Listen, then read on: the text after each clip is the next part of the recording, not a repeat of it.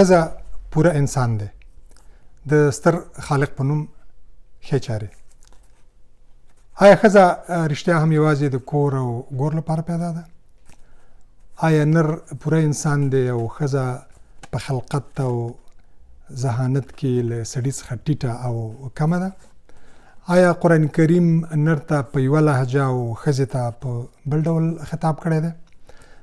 آیا ښځه د نر په شان سیاسي شعور او درایت نه لري؟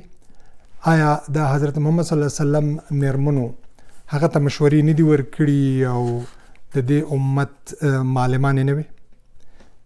حقیقت خو دا دی چې د دې ټولو پوښتنو جواب د بقرې په صورت کې قرآن کریم ورکړی دی. کله چې نر انسان یا اولنی انسان آدم علیه السلام د کړنګېدلې خټې او کودي څخه پیدا شو، نو میرمنې حوا د هغه له پختۍ څخه پیدا شو، خټه او پختۍ. کله چې دوی ته امر وشو، د اولنی امر د الله تعالی له طرفه دوی ته چې وشو، هغه په یو برابرۍ باندې او مساوي ډول و. اسکن انت و زوجک الجنه، یا آدم ته او ښځه دې دواړه په دې جنت کې واوسېږئ، دواړه. ولا تقربا هذه الشجره، تاسو دواړه دې ونې ته مه نږدې کېږئ، دواړه کلمه استعمال شوه. کله چې دوی خبره ونه منله او الله تعالی فیصله وکړه چې د جنت نه دوی کوز شي او مځکې ته راشي، نو دلته هم خبره یوازې ښځې ته نه و متوجه، بلکې دواړو ته په مساوي ډول وه. ورته ویل چې وقلنا اهبطوا، تاسو دواړه اوس د جنت نه مځکې ته کوز شي. دلته هم برابري ده. او کله چې اخطار او خبرداری ورته ورکو، نو هغه هم په یو لهجه باندې ورته ویل چې پام کوئ چې ابلیس تاسو ګډ دښمن دی. نو دلته معلومیږي چې ښځه انسان دی، پوره انسان او د نر سره برابر انسان. هغه په علم، عقیده، ثواب، عذاب، مسئولیت، درایت او فکر کې له سړي سره یو برابره ده او هیڅ فرق سره نه لري. بله خبره دا ده چې د قرآن کریم کې د الرجال یا سړي په نوم باندې صورت نشته، خو په قرآن کریم کې 5مې سپارې کې د النساء یا میرمنې یا ښځې په نوم باندې صورت شته دی. په قرآن کریم کې د حضرت مریم د مورولۍ د مقام او درناوي په خاطر باندې یو صورت په صورت مریم باندې نومول شوی دی چې دا د هغې مقام او شخصیت په ګوته کوي. د قرآن کریم د النمل په صورت کې په هغې کې د یمن د پاچۍ یا ملکې بلقیس قصه او د هغې هغه دبدبه، د هغې هغه د عسکري قیادت له مشاورینو سره مشورې او د هغې سیاسي واکمني په ګوته کوي چې دا بیا څنګه فلسطین یا د تزي اول ته د حضرت سلیمان علیه السلام سره ګوري او بیا د هغه ښځه کېږي. د دې پوره قصه په قرآن کریم کې راغلې ده، د پاچۍ قصه یې راغلې ده. بله میرمن چې د هغې د شخصیت د درناوي په خاطر باندې بیا هم په ډېر خو الفاظو باندې په قرآن کریم کې یادونه شوې ده، هغه آسیه ده چې د فرعون ښځه وه. کله چې حضرت موسی په ویاله یا په سیند کې د دوی قصر او باغ ته راننوت، نو همغه چې دې فرعون ته مشوره وکړه، هغه فرعون ته چې هغه به ویل چې انا ربکم الاعلی، زه ستاسو ستر خدای یم، غټ خدای مو یم، العیاذ بالله. همغه چې ښځې ورته مشوره ورته ورکړله، ورته ویل چې نه دا ماشوم مه وژنه، کیدای شي موږ ته ګټه ورسوي، دا به لوی کړو.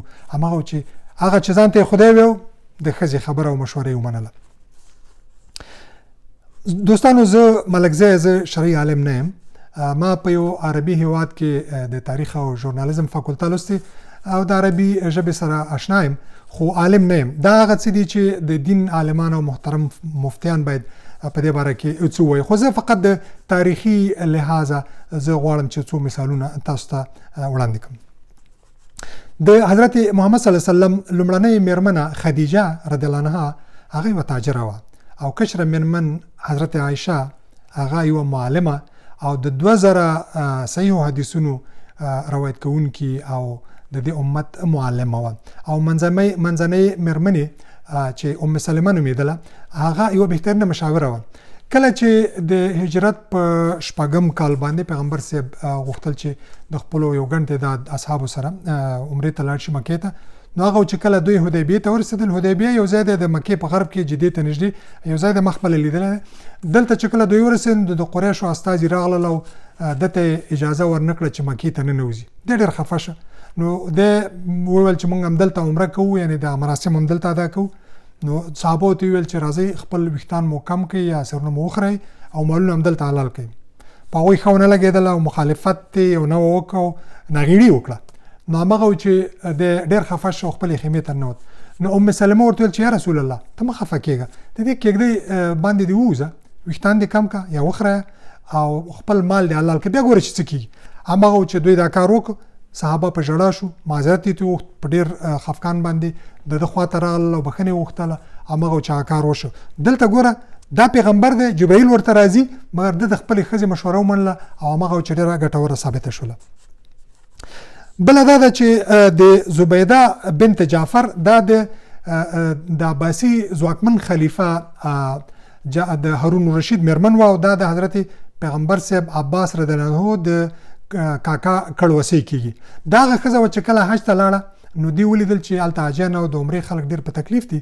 نو په خپل لګښت او مصرف باندې امر یې وکړ او د دې مهندسي او انجینري وکړله چې د تقریبا د 25 میله لرې د هغه ځای نه هلته یو کویه او د هغه ځای نه د اوبه دلته راوست. بله دا ده چې په 1240 میلادي کال کې لومړنۍ مسلمانه او په هټ پښتنه ښځه په تاریخ کې چې هغه د سلطان شهاب الدین غوري د مشاورینو او د قمندانانو څخه یو کس و، التمش نومېده.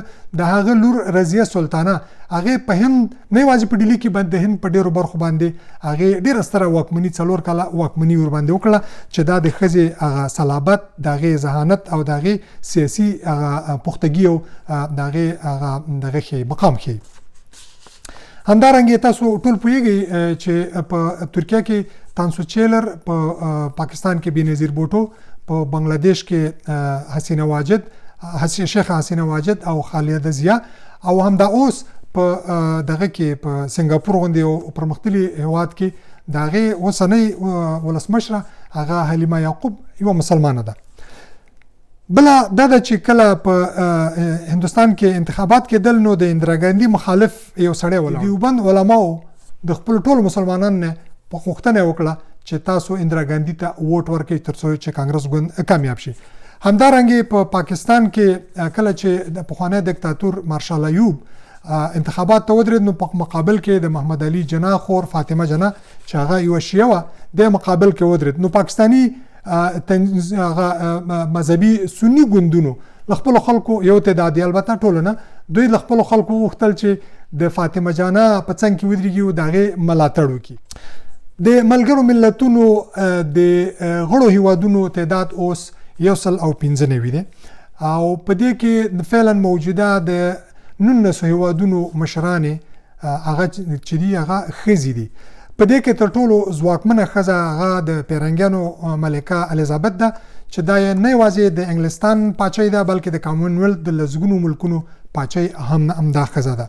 همدارنګه تاسو پوهیږئ چې له امریکا، چین او جاپان نه وروسته د نړۍ 4م اقتصادي قوت هغه جرمني دی او د جرمني مشره یوه 72 کلنه ښځه ده، انګلا مرکل نومیږي او 14 کاله وشو چې دا د دغه ملک مشري کوي او 4م اقتصادي قوت دی. تاسو پوهیږئ چې د کرونا د وژونکي وایرس یا کووډ 19 په سره چې د ټولو نه ښه مبارزه او مقابله او د هغې ښه دغې ورسره وکړو دغه د خلکو د صحت مراعات وساتل شو، هغه نیوزیلند دی. هغه د دغه نیوزیلند مشره یوه 29 کلنه ځوانه ښځه ده چې لا تر اوسه پورې واده هم نه لري او جسنده آرډرن نومیږي. دا ښځه یوه بله بادري هم لري چې کله 2 کاله وړاندې هلته یو استرالیایي ترهګر 51 کسان په 2 جوماتونو کې شهیدان کړل. نو دې هغه ترهګر ته د اول ځل دپاره هغه سپین سړي ته سپین ترهګر یې ورته ویل چې دا کلمه بل مشرانو نه وه استعمال کړې او بیا د مسلمانانو سره ډېره خواخوږي او همدردي هم ورسره وکړه چې رښتیا هم قابل د قدر ده. ما په دې باندې یو غټه مقاله هم ولیکله، شاید تاسو ډېرو به په ویب سایټونو کې لیست هم وي چې زه هغې ته ډېر زیات احترام دې ښځې ته لرم. تاسو پوهېږئ چې د فنلنډ د هېواد صدراعظمه یوه ځوانه ښځه ده، 15 کلنه ده او فکر کوم چې هغه سنا مرین نومیږي. د ټولې دنیا نیکمرغه هیواد مشره یوه 15 کلنه ځوانه ښځه ده. بناً دوستانو ښځه عورت نه دی، عورت د شرم ځای ته وایي. ښځه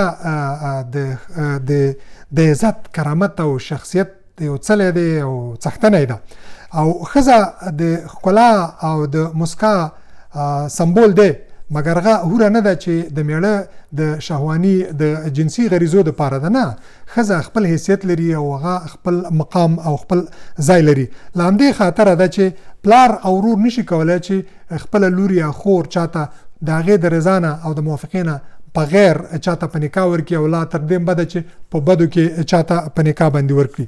بله خبره دا لکه مخکې چې ما یادونه وکړله چې ښځه ډېر کله په ځینو ځایونو کې له نر څخه ښه مقام او غوره مقام لري. هغه دا دی چې د مور د پښو لاندې چې ښځه ده جنت راغلی دی، جنت ذکر شوی دی. بل دا ده چې ښځه کولی شي چې ورېښم واغوندي، مګر زه ورېښم نشم اغوستلی. ښځو ته دا اجازه شته دی. ښځې ته دا اجازه شته دی چې سره زر واغوندي، مګر ما ته اجازه نشته دی چې زه سره زر په لاس کم یا په ګوته باندې کم. نو موږ ته دا اجازه نشته. دا بل هغه څه دي چې ښځې ته دا مقام ورکړل شوی دی. نو په پای کې دوستانو که څوک غواړي چې د جنډه بریتونو د یو ځوان ډاکټر په ځای باندې د خپلې ځوانې لور، ننګور او میرمنې علاج د هغې په ځای چې یو ډاکټر ته یې بوځي نو بهتره به وي چې خوښوي چې وي ښځې ډاکټر ته یې بوځي. نو که دا غواړئ او دې ته مو ډېر رغبت وي او دا بهتره ګڼئ، نو دا به ډېره غوره وي چې خپلو خویندو او لورو ته اجازه ورکړئ چې هغوی تعلیم وکړي چې ښې ډاکټرانې شي. ځکه ماهر ډاکټرانې به د انسانانو ژوند بچ کړي او د بې ځایه وینو د تویېدلو مخه به ونیسي او وینې به خوندي کړي.